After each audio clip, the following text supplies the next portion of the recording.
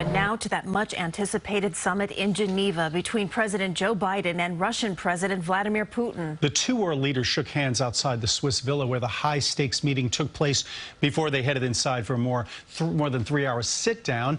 Both men are well primed in U.S.-Russian relations. Over the course of his career, President Biden has met with 3 Soviet leaders and 2 Russian presidents since the 1970s. This is the 5th U.S. president that Putin has met with. He has sat down at least once with every president since the Clinton administration. Both spoke separately after their meeting to share their thoughts. CBS 2's Natalie Brand has their reactions.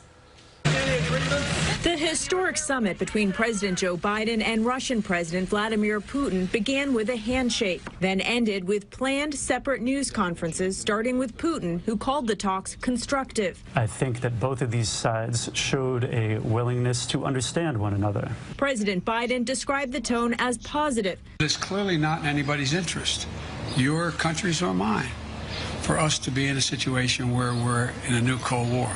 Inside an 18th century villa in Geneva, the two leaders sat down with their top diplomats, followed by expanded talks with additional aides. Afterwards, both sides agreed to return their ambassadors to their posts in each other's countries in the future and to restart dialogue on nuclear arms and weapon systems.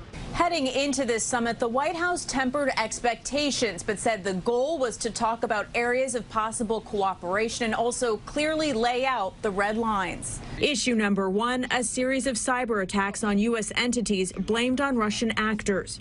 I talked about the proposition that certain critical infrastructure should be off limits to attack, period.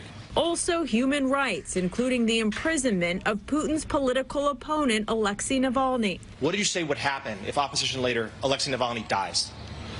I made it clear to him that I believe the consequences of that would be devastating for Russia. The summit was slightly shorter than expected. President Biden says the test of whether it was a success will be revealed in the coming months. Natalie Brand, CBS News, the White House.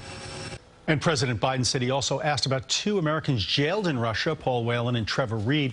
When asked about the possibility of a prisoner swap, Mr. Putin said both sides might be able to find a compromise.